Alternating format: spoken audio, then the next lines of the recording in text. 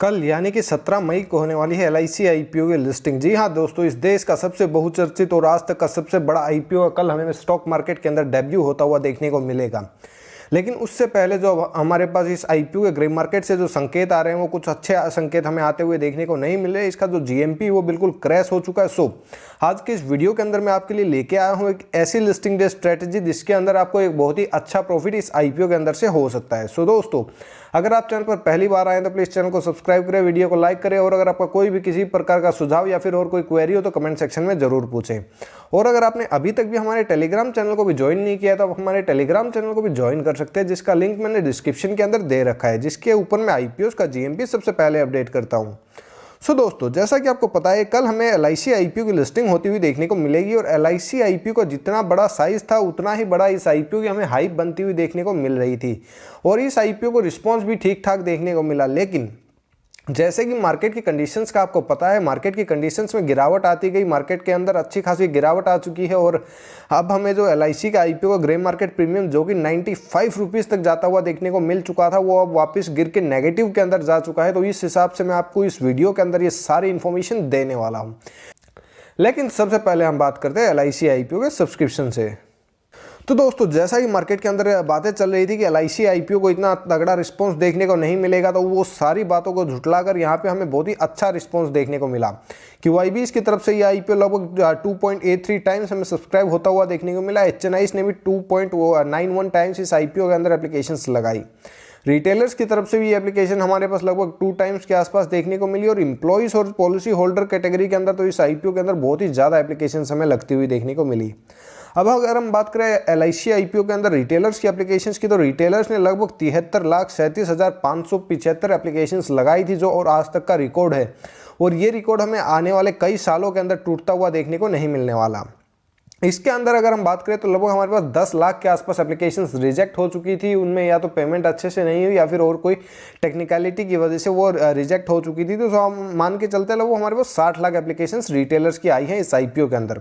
सो subscription के basis पे अगर हम देखें तो इस आईपीओ को अच्छा खासा सब्सक्रिप्शन मिला था। लगभग 3 टाइम्स ये आईपीओ का सब्सक्रिप्शन हमें बढ़ता हुआ देखने को मिला था। मार्केट की खराब कंडीशंस के बावजूद इतना अच्छा सब्सक्रिप्शन इस आईपीओ के अंदर हमें देखने को मिला था।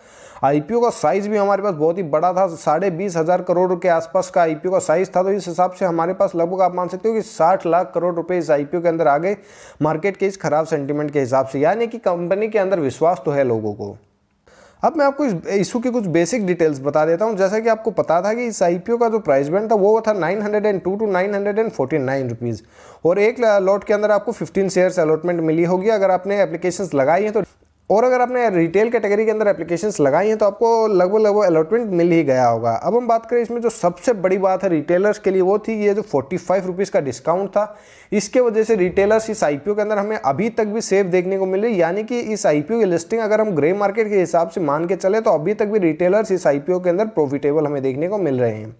अगर हम बात करें पॉलिसी होल्डर्स की तो उनके पास ये कुशन बढ़ के हो गया 60 रुपीज़ का, यानी कि 60 रुपीज़ उनके पास अभी भी मतलब कुशन बचा हुआ है, क्योंकि ये जो इशू प्राइस है इससे नीचे 949 का जो इशू प्राइस है उससे नीचे 60 रुपीज़ का कुशन मिल चुका है। तो होल्डर्स के लिए तो एक बहुत ही तगड़ी अपॉर्चुनिटी यहाँ पे एलआईसी ने पेश की थी।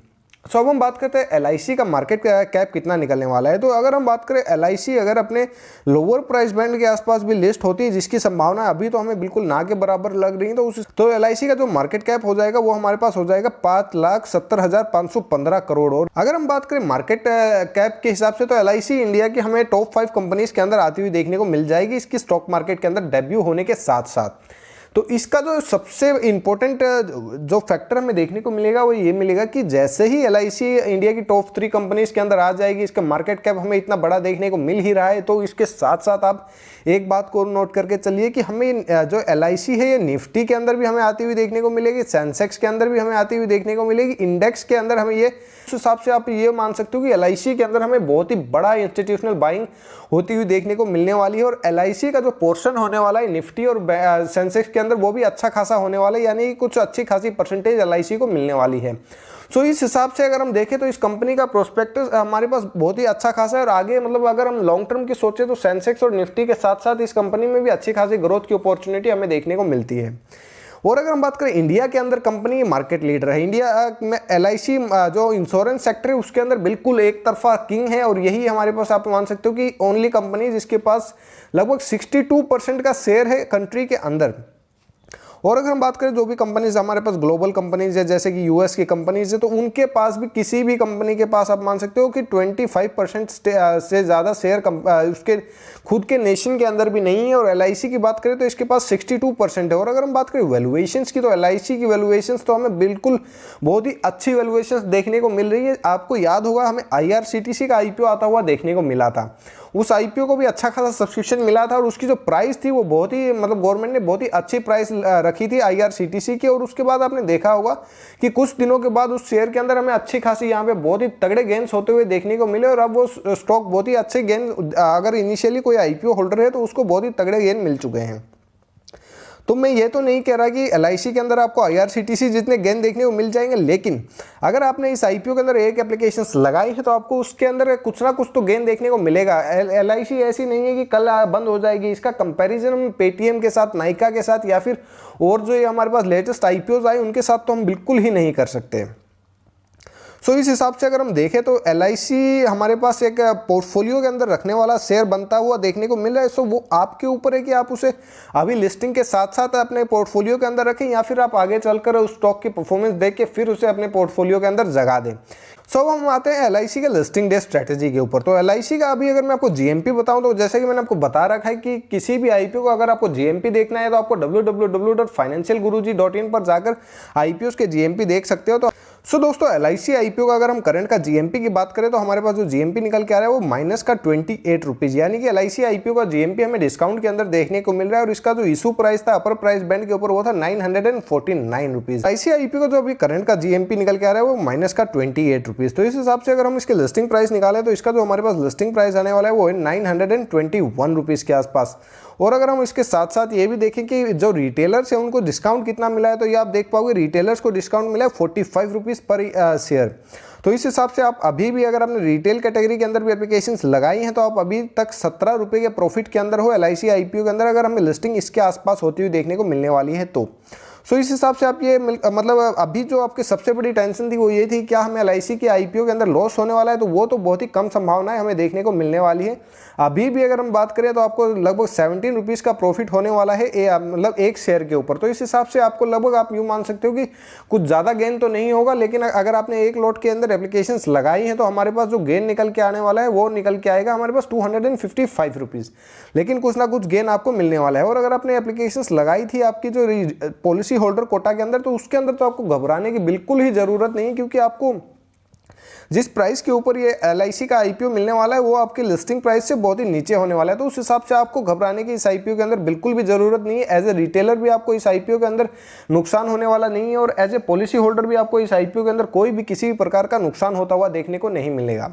सो जो नेक्स्ट आता है वो ये आता है कि आपको ये IPO को होल्ड करना चाहिए या सेल करना चाहिए। तो जैसा कि मैंने आपको बताया था कि LIC का हमें फ्यूचर अच्छा खासा ब्राइट देखने को मिलने वाला, वैल्यूएशंस सरकार ने बहुत ही अच्छी आकर्षक लेके आए हैं, और इसके साथ साथ सरकार ने ये भी कहा है कि हम आने वाले 1 साल तक कोई भी स्टेक डाइल्यूट करने वाले नहीं हैं।